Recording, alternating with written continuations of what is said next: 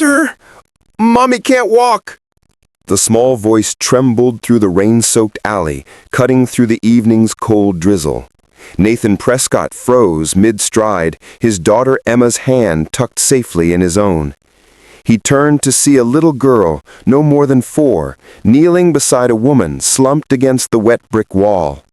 The child's tear-streaked face gleamed under the dim streetlight, her tiny fingers clutching a worn teddy bear. Nathan's chest tightened. 5 years of raising Emma alone had taught him to recognize desperation in a child's eyes. He knew that look, the one that said the world had become too big, too frightening, and the only anchor had just slipped away. "Emma, stay close," he murmured, crouching down as they approached. The woman's blonde hair clung to her pale face, her breathing shallow. Her skirt was torn at the hem, her blouse soaked through. She wasn't unconscious, but her eyes were unfocused, lost somewhere between pain and exhaustion. "What happened?" Nathan asked, gently, his voice low and steady. The little girl hiccuped through her tears. "We were walking home. Mommy said her ankle hurt, but she kept going. Then she couldn't anymore." Nathan glanced at the woman's swollen ankle, already purple and twice its normal size. A sprain, or worse. He looked around the alley. No one else. Just rain, shadows, and the distant hum of traffic that felt a world away. "Hi," he said softly to the woman. "I'm Nathan. Can you hear me?"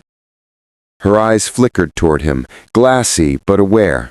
She nodded slightly, her lips parting as if to speak, but no words came, only a quiet, broken exhale. Nathan had built his company from nothing, fought through the grief of losing his wife 3 years ago, and learned to carry burdens most men would crumble under. But this was different. This wasn't business. This was a mother and child, stranded and vulnerable, and something deep inside him refused to walk away. "I'm going to help you," he said, firm but kind. "I'm going to carry you out of here." The woman's eyes widened, a flicker of protest rising, but Nathan was already sliding one arm underneath her knees, the other around her shoulders. She gasped as he lifted her, her body trembling from cold and shock. "Emma, hold her little girl's hand," Nathan instructed. His daughter, wise beyond her 5 years, immediately took the younger child's hand, whispering something comforting Nathan couldn't quite hear.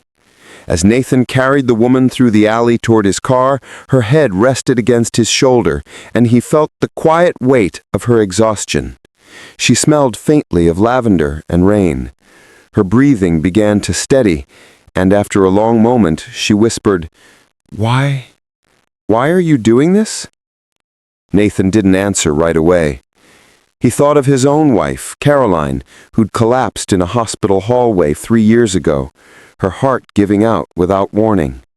He thought of the strangers who'd helped him that day, the nurse who held Emma while he fell apart, the janitor who brought him coffee at 3 in the morning, the chaplain who sat with him in silence. "Because someone would do it for me," he finally said. Her name was Sarah Calloway, and her story unfolded slowly over the following weeks. Nathan had taken her and her daughter Lily to the hospital that night, waited while her ankle was wrapped, and her exhaustion was diagnosed as severe anemia and stress. She had no one to call. Her husband, a man named Derek, had left 8 months ago, draining their savings and disappearing without a trace. Sarah had been working 2 jobs, waitressing during the day, cleaning offices at night, trying to keep Lily fed, clothed, and unaware of how close they were to losing everything. Nathan offered help, a place to stay, just temporarily, he insisted, though both of them knew it was more than that. His home was large, far too large for just him and Emma. Sarah resisted at first, pride warring with desperation, but Lily's wide-eyed wonder at the warm guest room and the promise of a safe place finally broke her resolve. "Just until I'm back on my feet," Sarah said quietly one evening, standing in Nathan's kitchen. She was slicing vegetables for dinner, insisting on contributing however she could.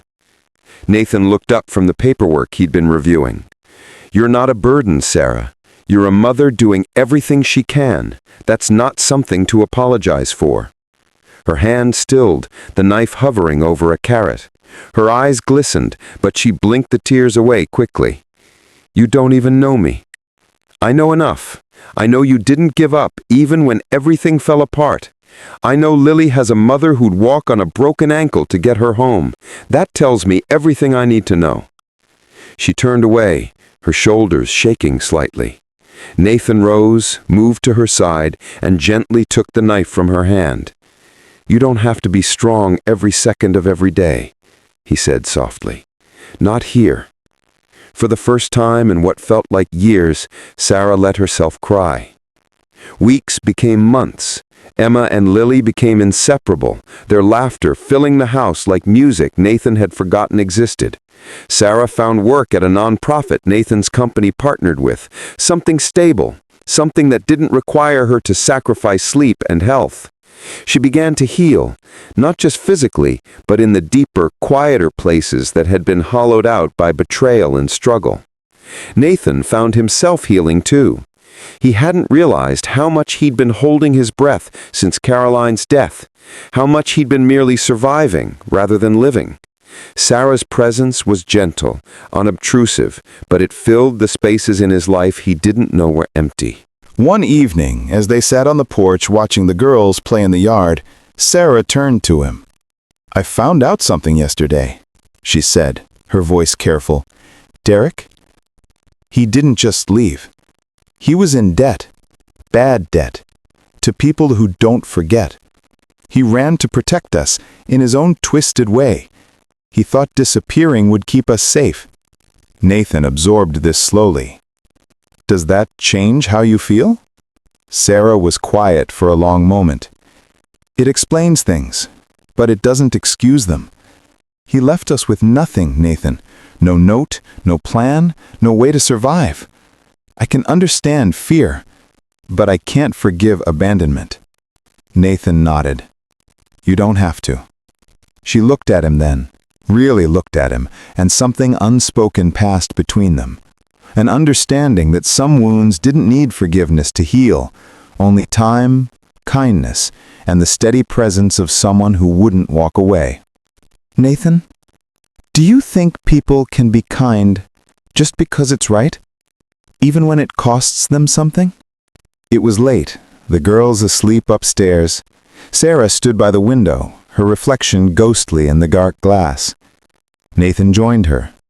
"I think the kindness that costs us something is the only kind that really matters." She smiled faintly. "That night in the alley, I'd given up.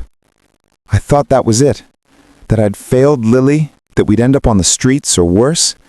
And then you appeared. I didn't do anything extraordinary." "You did," Sarah countered, turning to face him. "You saw us. You didn't look away." 2 years later, Sarah stood in the same alley where Nathan had found her. The city had cleaned it up, added better lighting. She held Lily's hand. The little girl was 6 now, bright and confident, carrying that same teddy bear she'd held that rainy night. "Why are we here, Mommy?" Lily asked. Sarah knelt down, meeting her daughter's eyes. "Because this is where someone showed us that kindness isn't just a word, it's a choice. And that choice changed everything." Lily looked around, trying to remember. "Mr. Nathan?" "Yes, sweetheart, Mr. Nathan." "Is that why we help people now?" Sarah's heart swelled. After moving into her own apartment, modest but stable, she'd started volunteering, teaching Lily that their story didn't end with being helped, it continued with helping others. "Yes," Sarah whispered, pulling Lily close, "because kindness isn't something we receive and forget. It's something we pass on." Later, back at Nathan's house, where they still visited often, where Emma and Lily still played like sisters, Nathan found Sarah on the porch again. "You went back," he said simply.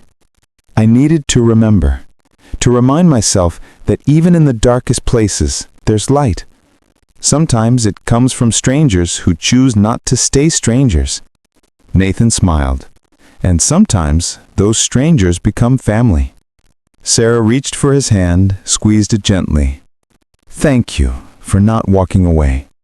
Thank you, Nathan replied, for letting me stay. In the yard, Emma called out, Daddy, Lily says we should plant a garden. Can we? Nathan laughed, called back, Only if you two promise to help. Their delighted shrieks filled the evening air. Sarah looked at Nathan, her eyes bright with gratitude and hope.